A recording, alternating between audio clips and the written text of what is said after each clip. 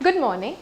Today's topic of discussion is laws of motion. So when we are describing the motion, there should be some physical quantities which describe this motion of an object. So what are those physical quantities which are very fundamental in nature, which can be helpful to describe this motion? So those physical fundamental quantities are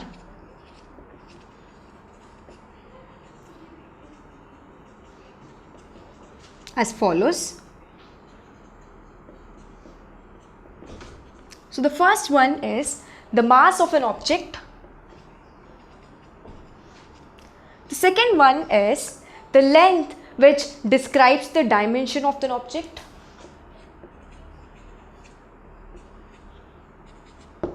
The third one is the time, the duration in which the object's motion is taking place. So these will be the three fundamental quantities which are not further divisible into any other smaller quantities, and the rest of the other things like distance, speed, which are really helpful to talk regarding the motion, arise from these three fundamental quantities. And how are they related with the fundamental quantities?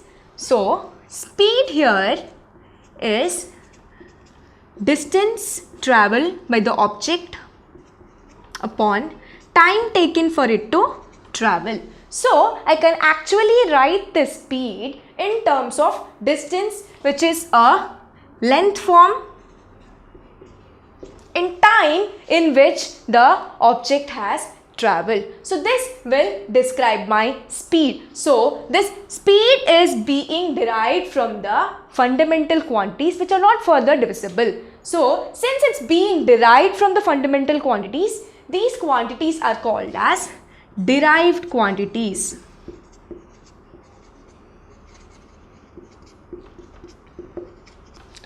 So these derived quantities in combination with our fundamental quantities can describe the motion of an object.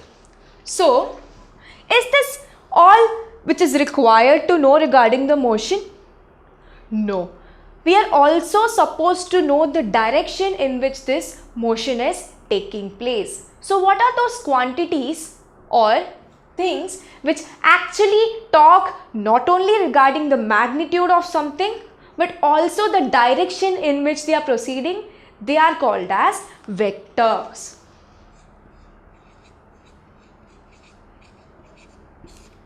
So what are these vectors? Vectors basically talk regarding the physical quantities which vary in direction but are constant in magnitude. So vector talks both regarding the direction and magnitude. So when I say my speed is 5 meters per second, my speed does not tell me in which direction am I moving. It just gives me the information that my speed's magnitude is 5 meters per second. And hence this speed, which does not give any information regarding its direction, it is called as a scalar quantity.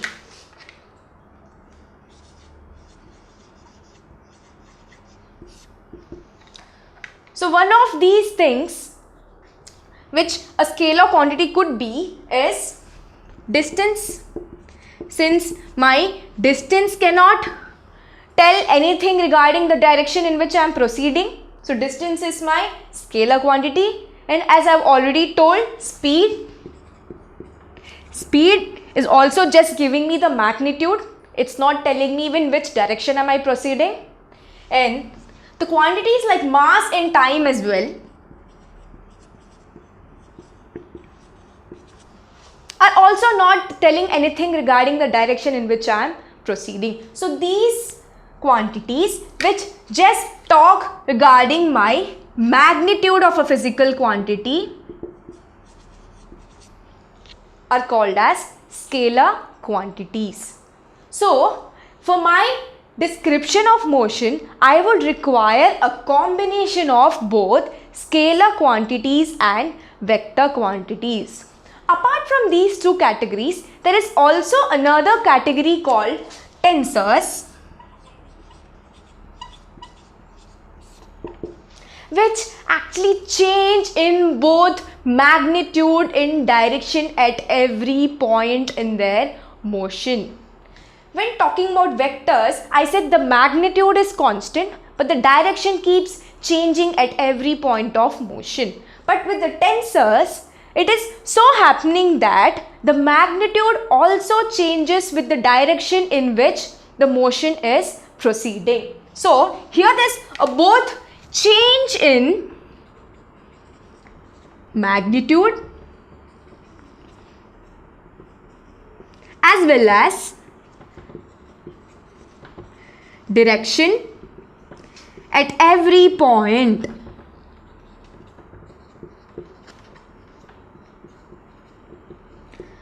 Till now, even in our 10th standard, we never spoke about something called as tensors, though we already know some of the vector quantities. So what are some examples of some vector quantities, which are the counterparts of our scalars? So for distance, it is the displacement,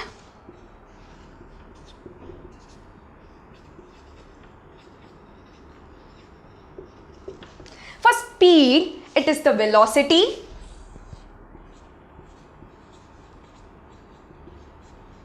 and a change in velocity is called as acceleration, which also has both magnitude and direction.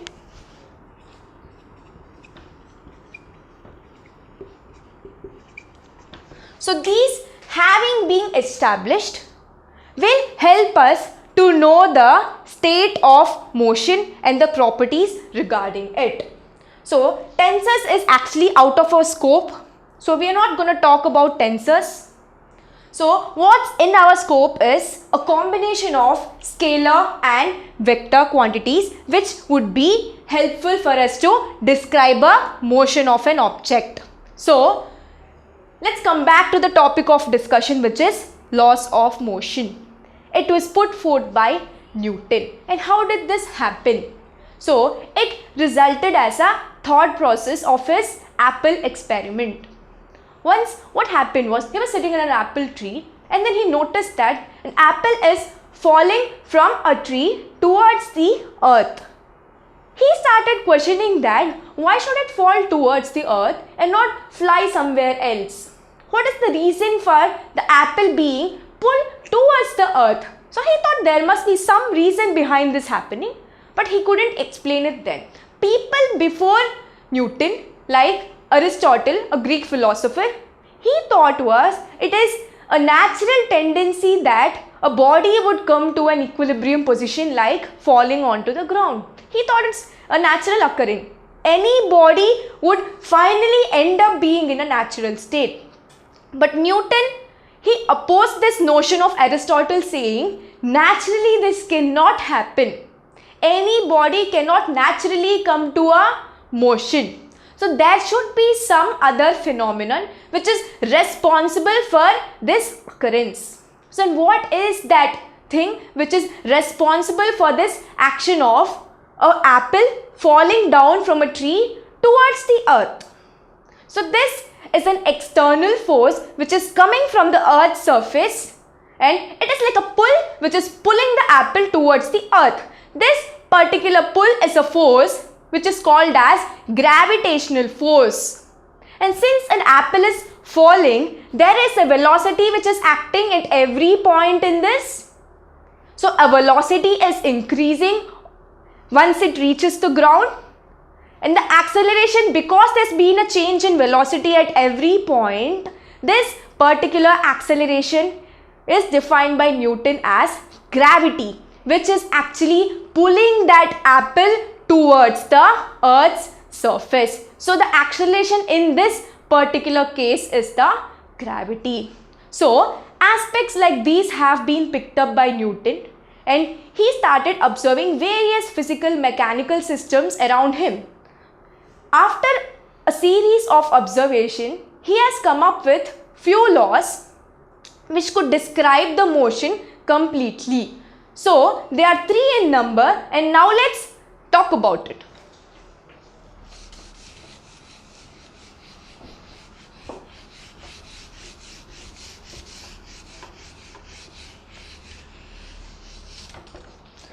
So the Newton's first law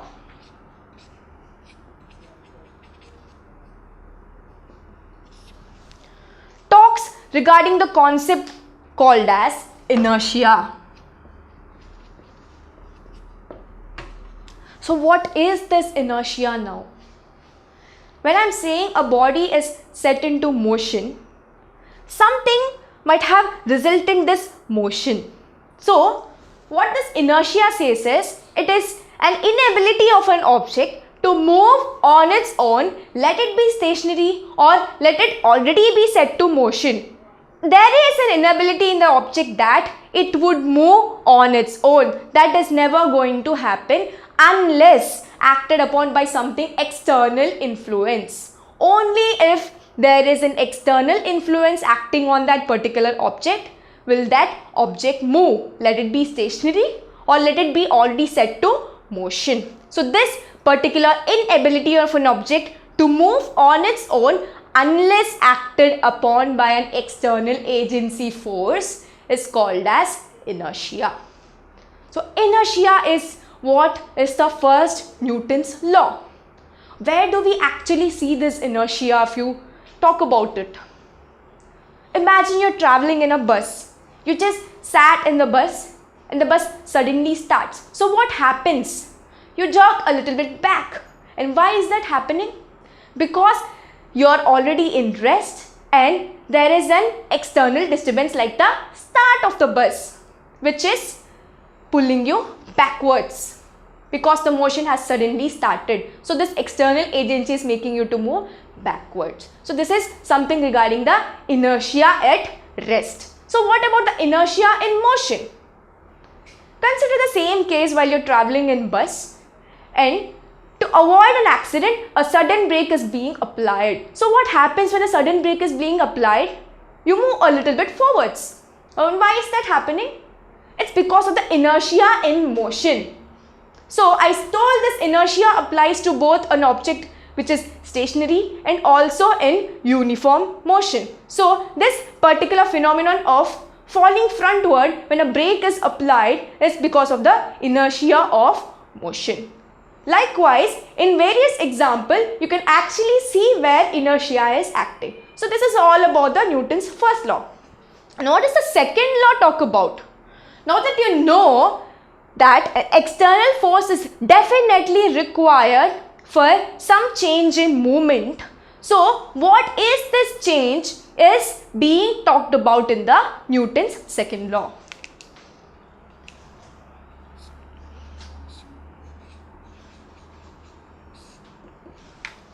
This Newton's second law talks about the force, which is a vector quantity, because I said it depends on the direction in which the motion is proceeding. And what is this force and why is this happening? It's because of an external disturbance. And how is it changing the object which is in motion? By a mass times its acceleration. In short, mass is represented by m and acceleration, since it's a vector, I put a bar on it representing it a vector. So the formula for force which is external is mass times acceleration. So the external force is being balanced by a change in velocity in that object possessing some mass m. This is what you have learned till your 10th standard. So there is this other version of Newton's second law which you are new to. And to go about knowing that new version of second law, we have to talk about something called linear momentum.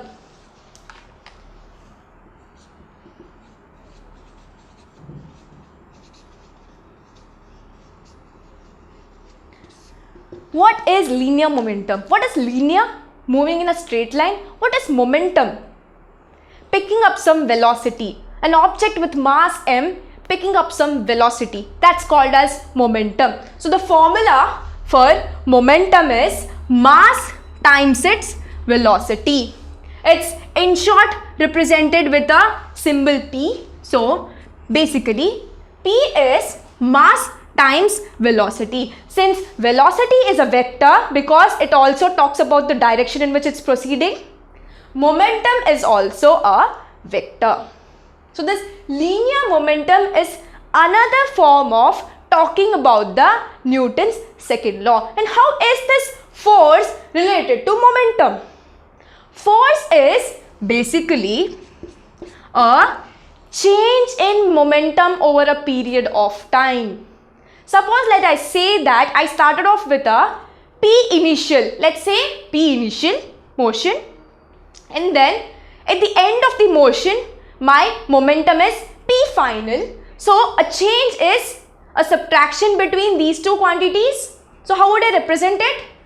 I represent it with a delta, which tells about a change. So a change in P, and then the time interval in which this motion happened talks about the change in time, which is represented by delta t. So in this change in time, how is my momentum changing? So this is another way of talking about the Newton's second law. So what it basically states is the external force being applied is directly proportional to the change in momentum of an object, and this change happens to be in the direction of motion. So if this is the direction of motion, then this change is also happening along this same direction only. So this is what the Newton's second law's another version, which is the linear momentum version, talks about. And how do we actually envisage this change in linear momentum? Let's take an example and see. So in this particular example, I take two blocks of different masses. Let's say the smaller mass is represented by a small m, and a bigger mass which is just connected to the smaller mass is represented by a small m. They are lying on a surface like a table, let's say. So when will this momentum change occur? Only when there is an external disturbance of force. So let me act a force onto it. So when I am applying a force on this small block m, because it is also connected with the capital M block, both will move together. So initially these both, since they are of different masses, and since we have already seen that linear momentum describes something which is related to mass, and here we have two different masses. So what do we actually see? At the start of motion, once I have pushed it, since the masses are different, these both masses will have different momentums because of their different masses. But what happens at the end of the journey? We observe that both of these masses, despite having different masses each, they land up having the same linear momentum. This is again a question. Why is this happening? So what do we thought previously? If there's a change in mass, so there should be a change in momentum. So what is this reason behind the change? Is it the masses of the objects itself? No, that's wrong. What's resulting here is the nature of the force which is acting on these objects, which is responsible for the change in momentum, and not the object's mass itself. So irrespective of what these masses are, they would end up moving with same linear momentum, and the change would be constant. So this is also given by dp by dt, which is common for both these masses. So this is how we can describe the Newton's second law in action. Now let's go to Newton's third law.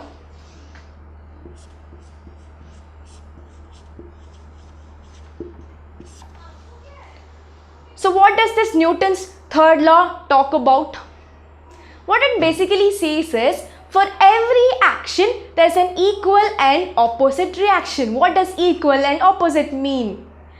Consider me, I am standing on this surface. So when I am standing on this surface, my weight is acting onto the ground. Yes. So when I am putting some weight, it's the force which I am acting onto the ground. So in return, even this ground will exert some force towards me. So this particular force, which is in the opposite direction, is a normal reaction force.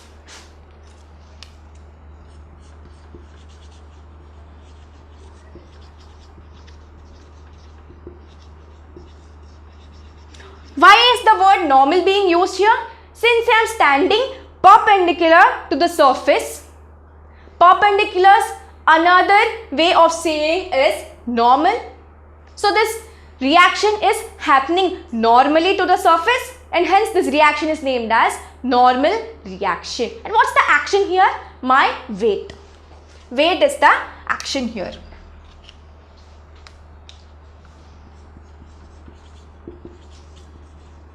And what is weight? It's mass times gravity. So this Newton's law basically talks about an action-reaction pair.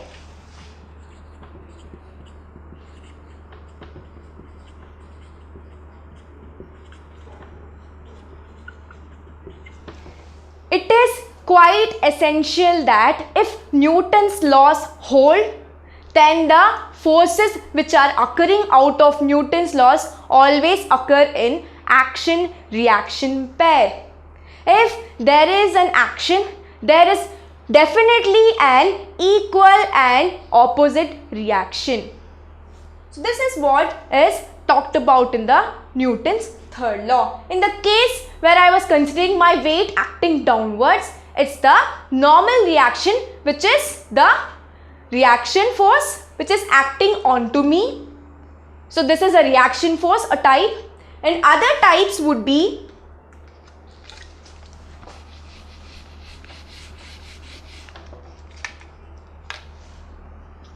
as follows.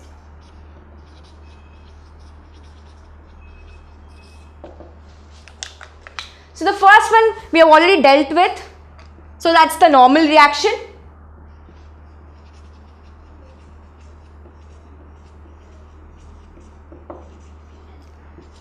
The second one is, suppose I have a horizontal surface and then I have a mass of mass m, let's say. And if I'm acting a force onto it in this particular direction, this would be my direction of net acceleration. Since it is sitting on this particular surface, the surface should act something when there is a moment. So there should be some force which should oppose this external force applied. So this opposing force in this case, which has resulted because of the nature of the surface in which this block is placed, is called as frictional force, and it is opposite to the direction of applied force. Frictional force, which is represented by small f. So second one is frictional force.